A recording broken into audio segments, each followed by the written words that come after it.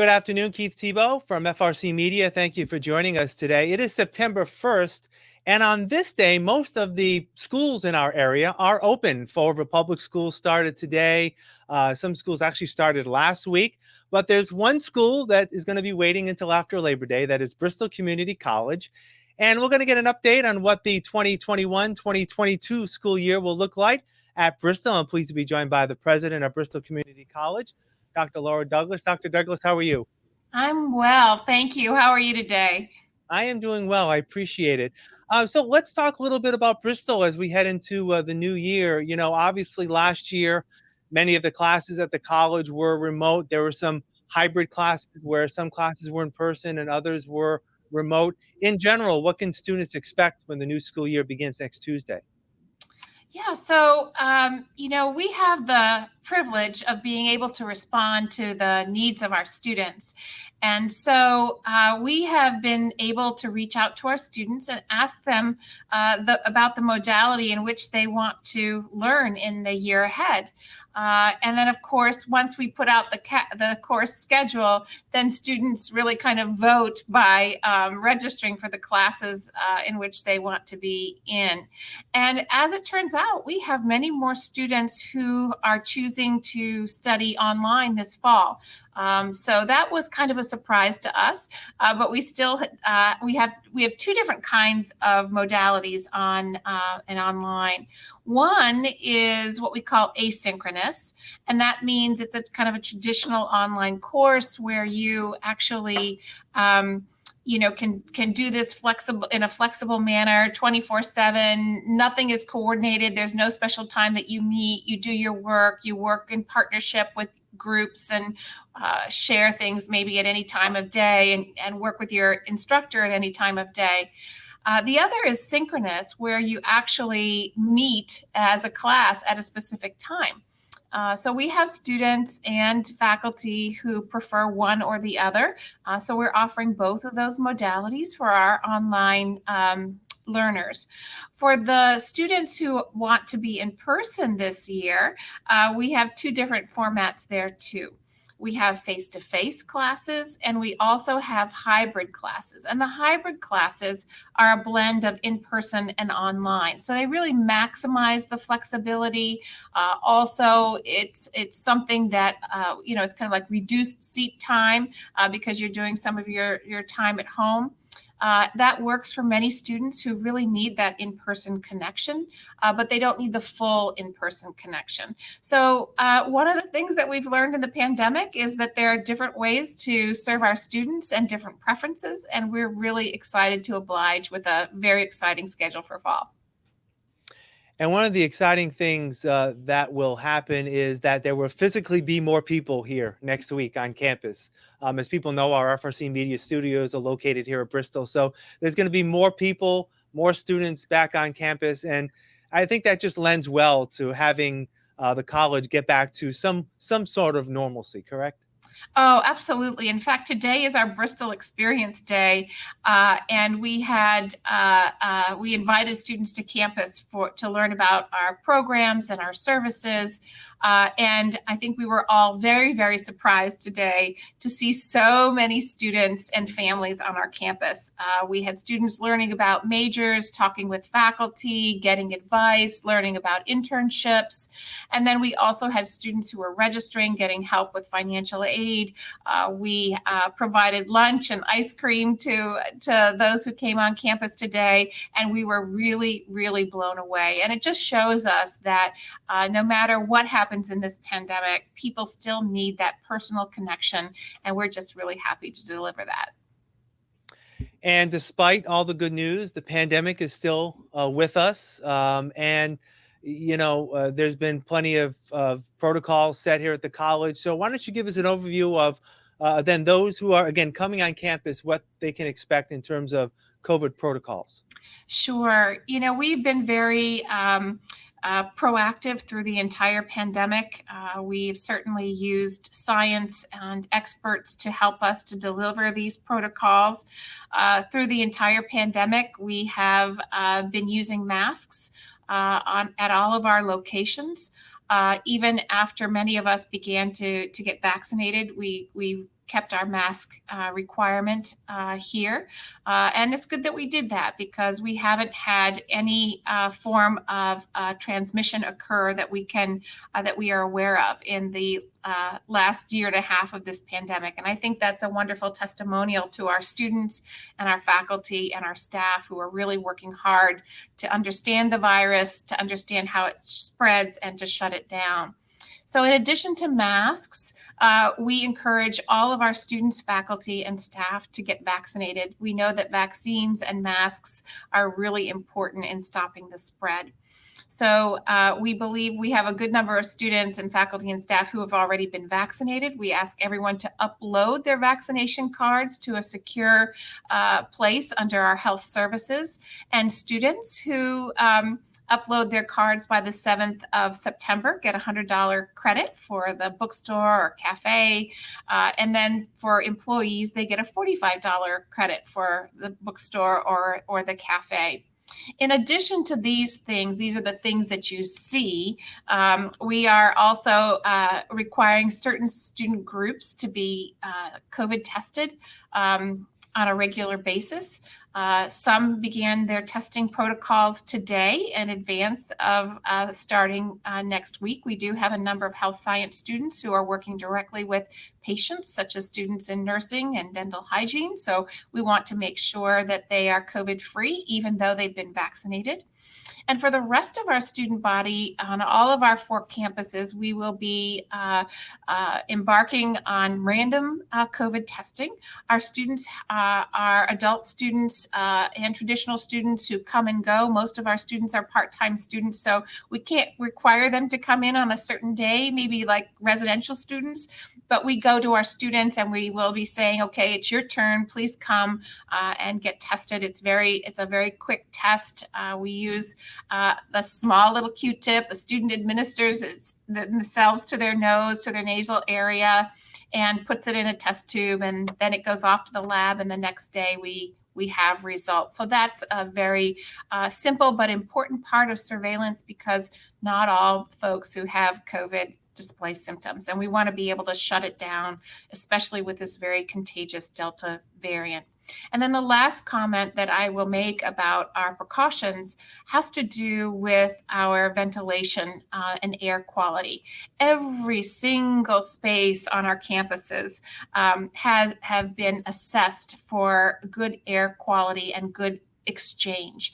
So we have great air filtration. We have wonderful HVAC systems, fabulous HEPA filters, and also UV light devices to help purify the air as well. So the air quality plus masks, plus vaccinations, plus surveillance testing, and of course cleaning, we believe is the winning combination in keeping everyone safe.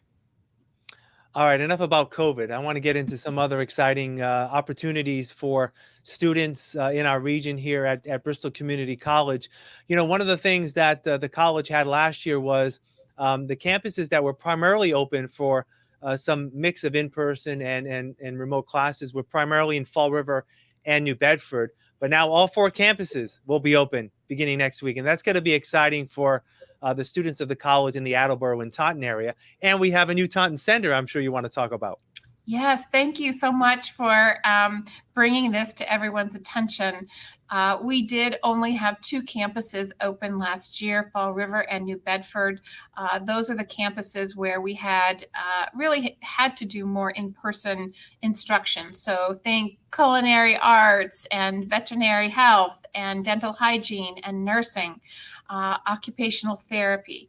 And our other campuses, Attleboro and Taunton, were not open to the public. So Attleboro is open, fully open, as is Taunton, but our new location is in Taunton Center. We were at the Galleria Mall, and that space was sold, so we had to find a new location. And we are on Hamilton Street, where the old Coyle Cassidy High School is, just a short walk from the Taunton Green, and it's on the Gatra bus line.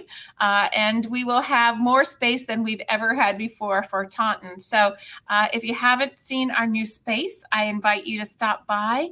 We have enrollment specialists there who can help you enroll in college classes. But remember, we also have a wonderful adult education program at Bristol Community College. And those are also extremely important at Attleboro and Taunton. So if you want to learn English as a second language, or if you want to get your high school equivalency, you can do that in Attleboro and Taunton as well. So we're fully open and fully excited to see people again. Yeah, I want to delve into another exciting event that took place over the summer. The college has invested in education within the offshore wind industry, and the college's National Offshore Wind Institute, NOWI, as we call it at the college, is going to have a home right on the waterfront in New Bedford, and there was a celebration of that as well. Tell us a little bit about that program. Yes, so we have a location on the waterfront in New Bedford to help support the offshore wind industry. The NOWI is the National Offshore Wind Institute, and we will be providing global wind organization training to enable the workforce to actually go and work on the turbines. You can't just take a boat and, get out to a turbine and get into the turbine and fix it. You have to have this Global Wind Organization certification. And we're providing that at two levels. One is basic safety, and the other is basic technical training. And then in addition to those trainings, we will have a lot of other specialized training related to the offshore wind industry. So such as blade repair, or using the specialized cranes to move the turbines or the nacelles or different parts of the operation out at sea. There's a lot there that is going to be going on. And if you're interested in the offshore wind industry, we encourage you to check us out. You can go to our website at www.bristolcc.edu and find out about our certificate program for offshore wind technician, our associate degree in offshore wind technology, and also you can learn more about NOWI, which is our Offshore Wind Institute. Yeah. Any other new academic initiatives that students may be interested in as we start the new year? Yeah, I'd love to talk a little bit about what we're doing to bring students back. COVID has hit our communities at a very, very high rate. Students were really put in a bad spot last year.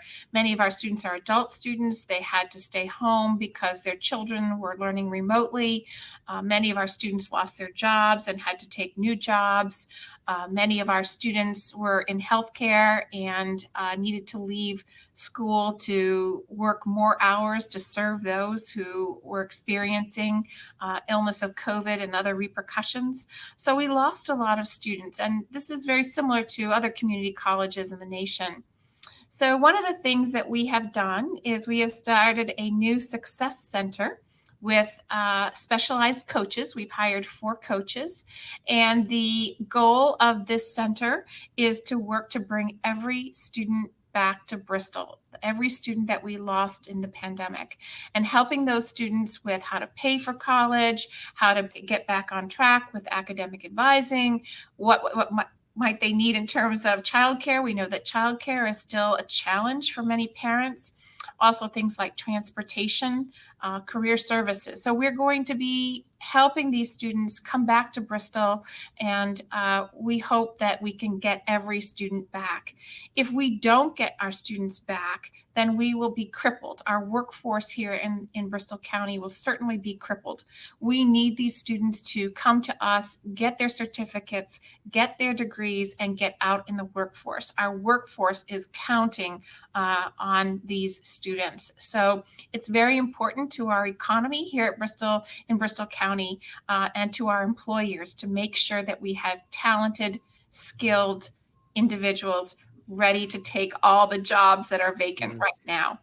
Yeah, absolutely. And one final question. We talk a lot about what's happening inside the classroom. There's some things happening outside the classroom, extracurricular activities and co-curricular activities. I know one that is returning after a year hiatus is athletics, and that's going to be exciting. And they're going to be actually housed out of the new Taunton Center, correct? That's right. So we've actually been able to start our athletics program again. And after a year of no competition at all. And so our athletes are back. We had our first women's soccer game the other day and we won. So that was a great start to coming back. We have our golf tournament coming up on September 13, Birdies for Bayhawks, to raise money for our athletics program. But we are thrilled that our athletes are back. Our sports programs are active. Our coaches are doing a wonderful job. And athletics is such an important part of a student's college experience. For many students, if they didn't have the opportunity to play sports, would never come to college.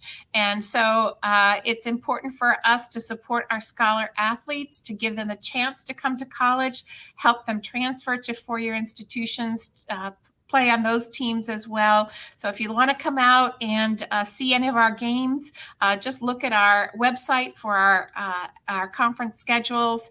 And when basketball comes around, we'll be playing out of our new space in Taunton. Yeah, very exciting. Definitely. President Laura Douglas, Bristol Community College, as always, thank you for your time. I appreciate it. Here's to a successful academic year, and we'll catch up again soon. I appreciate your time. Thank you so much. Stay safe out there, okay? All right. Thank you. And thank you for joining us here on FRC Media. I'm Keith Tebow. Have a great day.